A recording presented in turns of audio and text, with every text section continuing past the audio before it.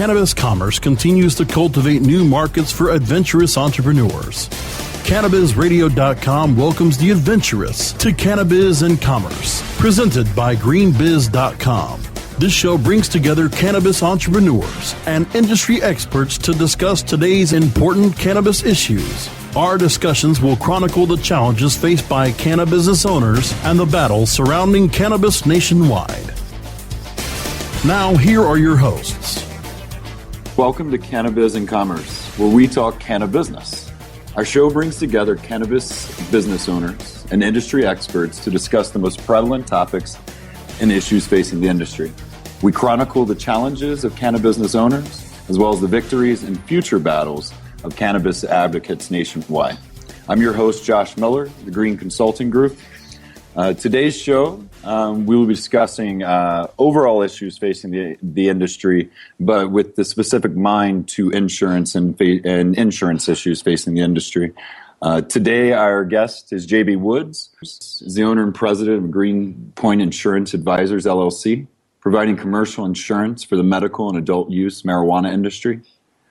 Greenpoint started in 2009 and based in Colorado, and has insured numerous dispensaries, cultivators, infused product manufacturers, and ancillary companies in the marijuana industry. JB, welcome to our show. Oh, Josh, it's so great to be here. Thank you so much. Very much appreciate it. Absolutely, absolutely. So you've been in this for what, 5 years now? Yeah, we had started back in 2009, and when I say we, we're actually a husband and wife team, so my wife, Mary, is actively involved in the industry. So we are 99% reliant on the cannabis industry for our survival and future of Greenpoint Insurance. Nice. And can you give us a little Cannabis Insurance 101? What is the availability of insurance, some ins and outs, types of coverages, and what can I get insured?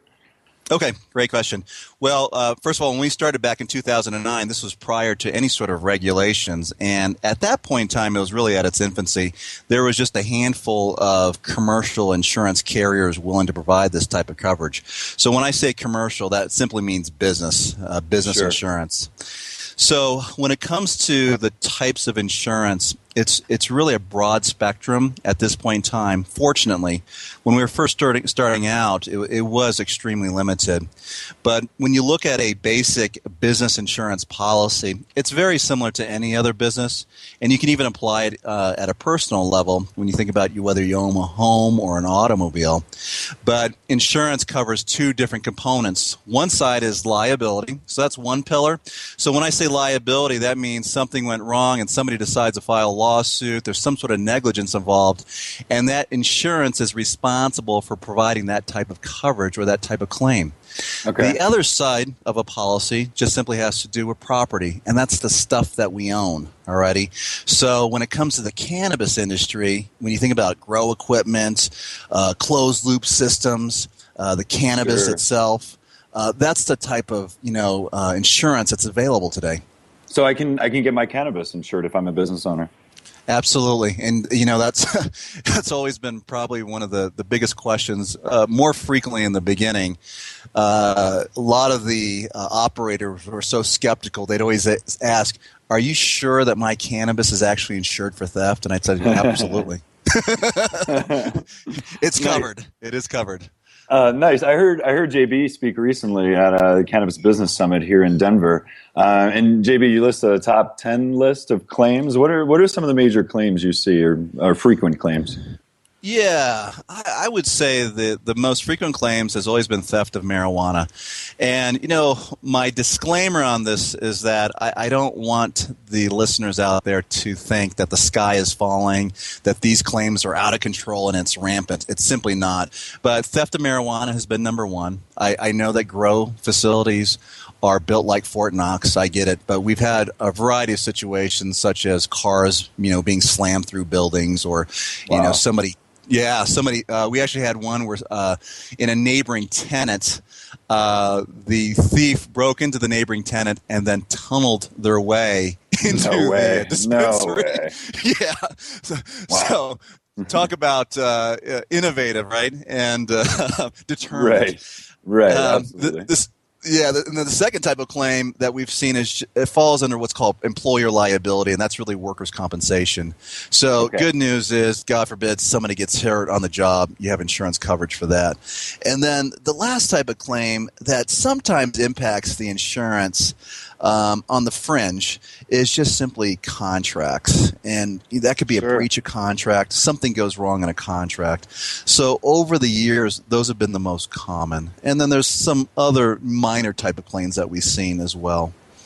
Sure. All right. So in a new industry, people are getting creative in how they vandalize and steal, I guess. But once again, to reiterate, you said the sky is not falling. The sky is not falling. No Chicken Little here. Yeah, so the claims aren't just coming down day by day in handfuls, right? No, not at all. I always tell people my relationships with the insurance carriers are very profitable. And that's a really good thing, because when you think about if somebody out there is contemplating right now starting a marijuana company, which I highly suggest they do due to the timing, that the good news is insurance is available because it is so important to have, because you need to operate.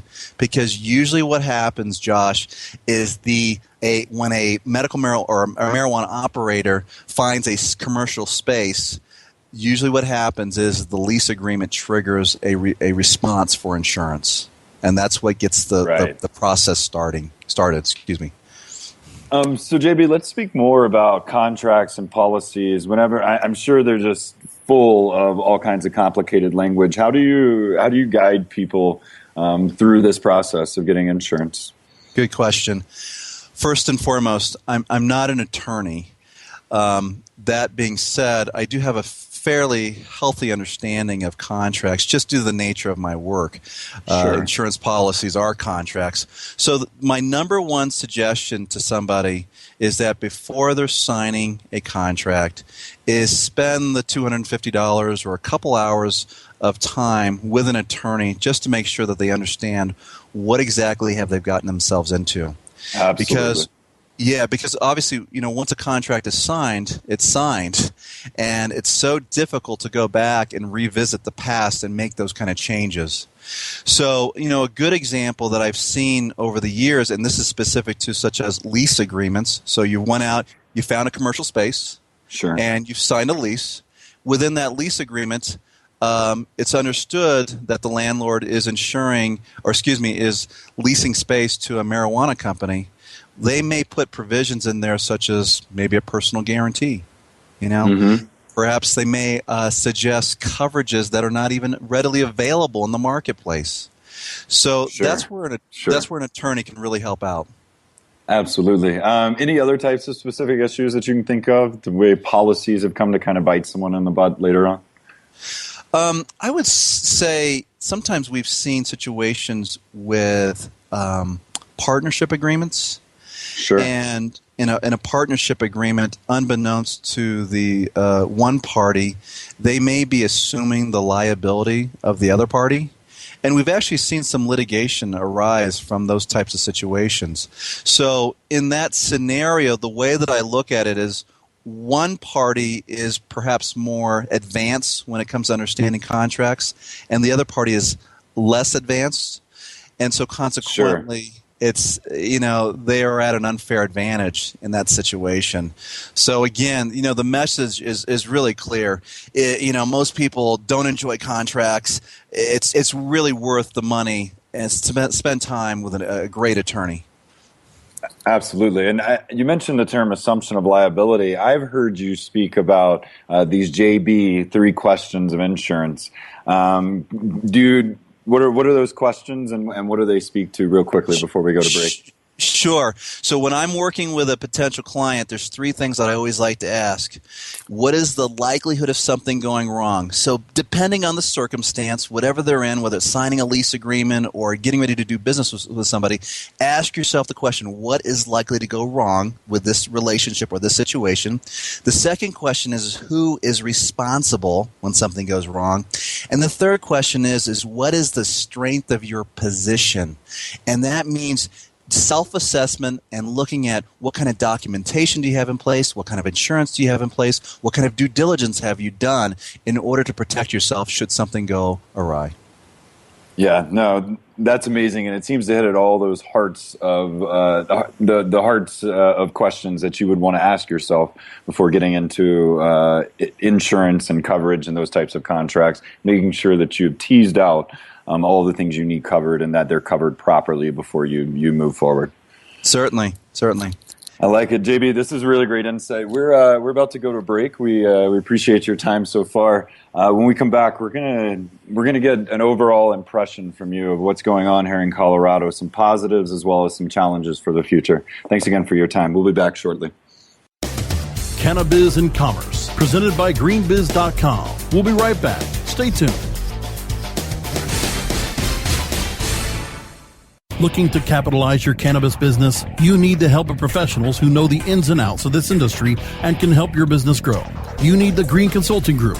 We grow Cannabusiness. Based in Colorado and working nationwide, we are experts in business strategy and understand the intricacies of operating within existing regulatory structures of this burgeoning industry. We offer business planning and market analysis, dispensary and cultivation management, marijuana license preparation, and regulatory compliance services. The Green Consulting Group are your consummate cannabis consultants and advocates, offering customized, cutting-edge professional consulting services to the cannabis industry. Find out how we can help you by visiting the Green Consulting Group at greenenebiz.com.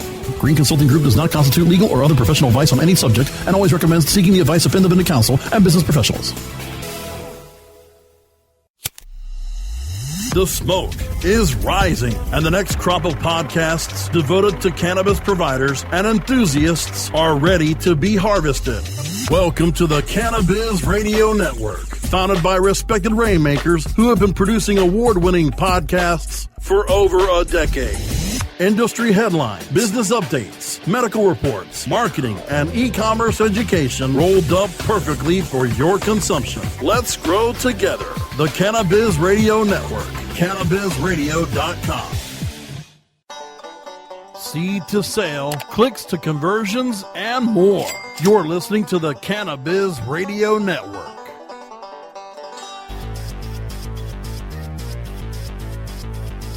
The conversation continues. Welcome back to Cannabiz and Commerce, presented by greenbiz.com, only on cannabis-radio.com. Welcome back to Cannabiz and Commerce with the Green Consulting Group. My name is Josh Miller. We have JB Woods with us here today. We've been talking about the marijuana industry, insurance issues facing that industry, and how people can better protect themselves moving forward. JB, you've been in this industry really, in the licensed business industry for marijuana businesses since the beginning. What are your just overall impressions about what's been happening here in Colorado based on your experience? What are some positives? And just what is your take on all this? Josh, I'm very excited about what's taking place today. The fact that I have a unique perspective because I was actually in the industry prior to any sort of regulation. I remember my very first year in the industry. My first policy was actually to an African American man who had actually been growing illegally for years, and he had decided that he wanted to go legit. And so he leased out space, and he called my office, and he was looking for medical marijuana insurance. And at the time, I didn't really know if it even existed and what markets were available. And this one individual is what prompted me to really jump in wholeheartedly. And the thing that I remember most about my very first client was how responsible, how diligent he was. I even remember when I sent out the insurance policy, he sent me an email asking specific questions about the policy.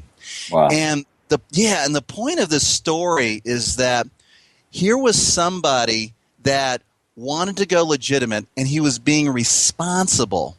And when I compare that to a non-cannabis client, very few have even responded when you issue a policy and ask particular questions. And what that has shown throughout the years, I will take anybody who operates a medical or recreational marijuana company and compare them side by side to somebody who doesn't. the cannabis operator knows so much more about laws, regulations, compliance, and how to effectively operate a company. And what I see transpiring today is, number one, it's just